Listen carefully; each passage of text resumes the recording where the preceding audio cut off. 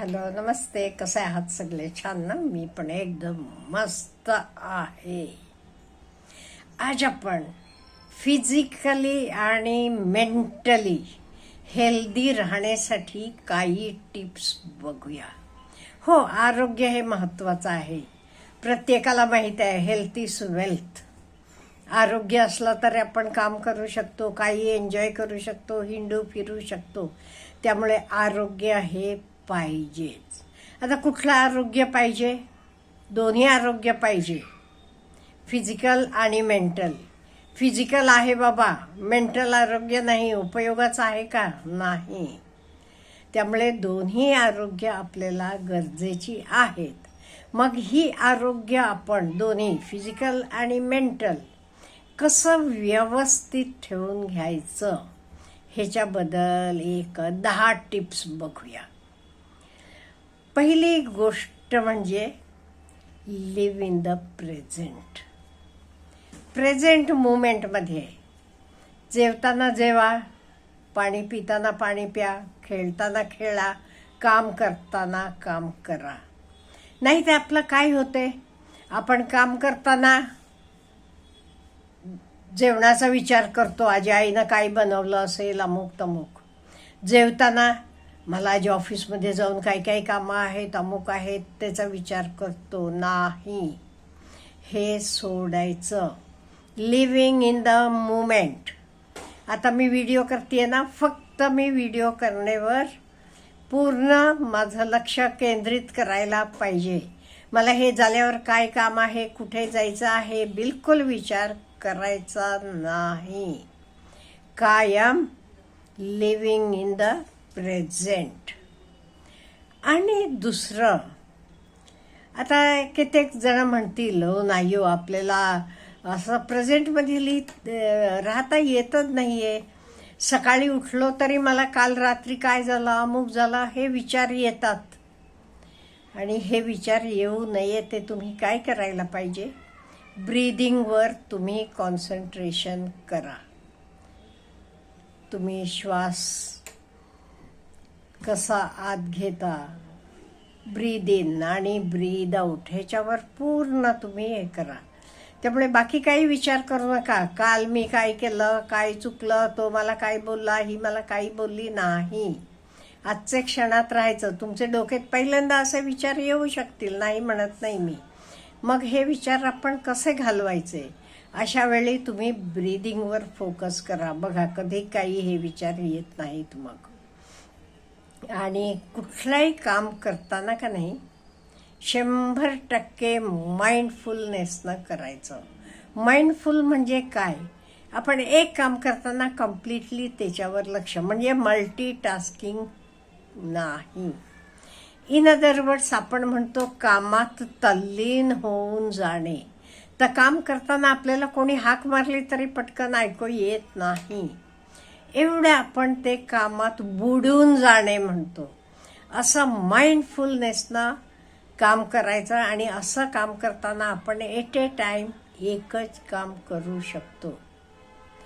आपले डोक्यात 2 विचार असले की हे काम करताना माझे विचार त्या कामाबद्दल.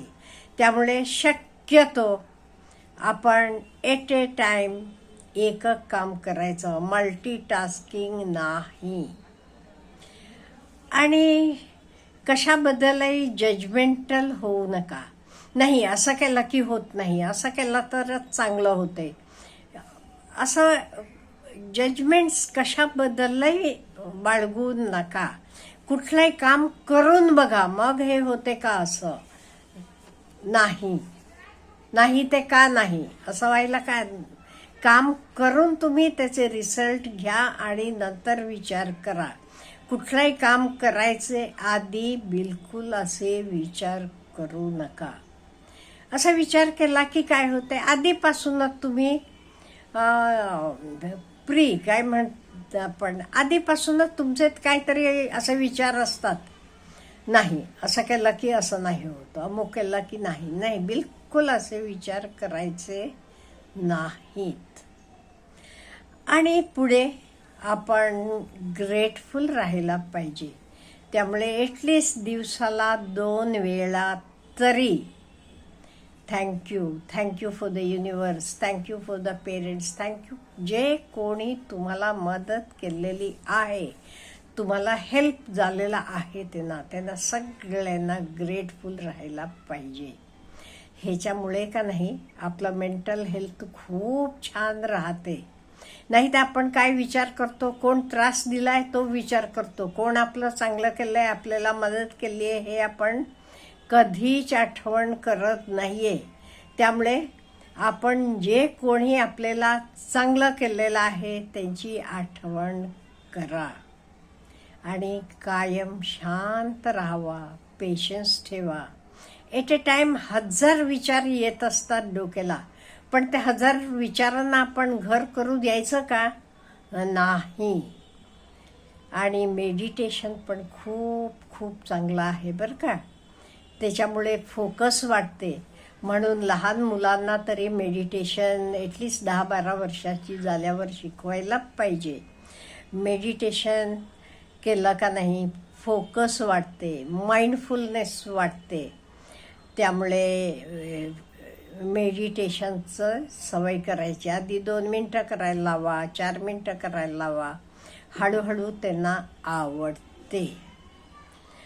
आणि का नाही काम करताना पूर्ण ते कामावर लक्ष द्यायचं, कॉन्सन्ट्रेट करायचं. नाही ते काय होतं, आपण एक काम करतो आणि लक्ष आपलं दुसरीकडेच, मग आपलं काम व्यवस्थित होत नाहीये. तुम्ही भांडी घासत असाल हरकत नाहीये, पूर्ण लक्ष द्या त्याच्यावर, म्हणजे बघा तुम्ही घासलेली भांडी पण स्वच्छ निघतात. नाही ते दुसरं काहीतरी लक्षात असलं की नाही होत. आणि आपल्याबद्दल आपण जरा अवलोकन करायचं. म्हणजे मला काय, हे मला चांगलं आहे का, हे मला हेल्पफुल आहे का, हे मी केलं की बरं होईल का. कुठलंही साधं रोजचं काम असलं तरी, रोजच्या काही सवयी असल्या तरी, ही सवय मला चांगली आहे का, ही सवय मला काय करते, ह्याच्याबद्दल कायम विचार करून स्वतःला टेस्ट करायचं. आणि 10वं आणि अतिशय महत्त्वाचं म्हणजे बिझी राहणं. आपण बिझी राहिलो नाही ते काय होते, नको त्या गोष्टी आपल्या डोक्याला येतात. हा मला असं म्हणाला, तो मला असं म्हणाला. नाहीये, बिझी राहिलो का नाही आपण कामात गुंतून राहतो. आणि मी सांगितले तुम्हाला, एक काम करताना त्या कामाबद्दलच आपण लक्ष द्यायचं, दुसऱ्या गोष्टींबद्दल लक्ष द्यायचं नाही, विचार करायचा नाही. माइंडफुलनेस, ह्याला माइंडफुलनेस म्हणतो आपण. ते कामाबद्दलच विचार करायचा, दुसरा काही विचार करायचा नाही. त्यामुळे तर काम तर चांगलं होतेच आणि नको ते विचार येत नाहीत डोक्याला. तुम्ही करून तरी बघा ना, कुठलंही काम करताना फक्त ते कामाबद्दलच विचार करा, म्हणजे जे करता त्याच्याबद्दल. एकात तुम्ही चॅप्टर वाचता, फक्त ते चॅप्टर बद्दल विचार करा, बाकी काही करू नका. आता फर्स्ट वर्ल्ड वॉर वाचता तुम्ही, फर्स्ट वर्ल्ड वॉर बद्दल विचार करा. कोण फ्रेंड्स होते, कोण आलायस होते, कुठले ग्रुप्स होते, कसे एकेकाला, त्याच्याबद्दल दुसरं काही विचार करायचा नाही.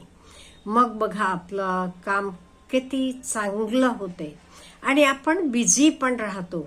आणि हे बिझी राहण्यामुळे आपण हेल्दी पण राहतो आणि आपलं मन आणि शरीर दोन्ही चांगलं राहते.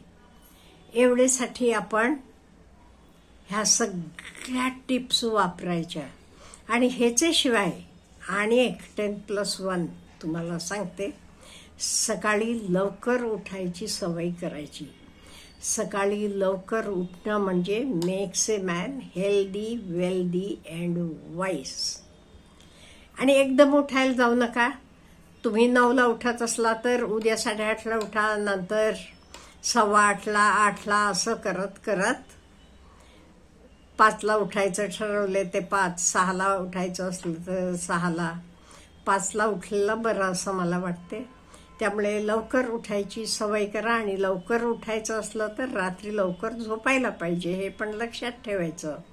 हे एवढे 11 पॉइंट्स आपण वापरले का नाही बघा, आपण नक्कीच आरोग्य संपन्न होतो, दोन्ही फिजिकली आणि मेंटली पण. अच्छा, हॅव ए गुड डे.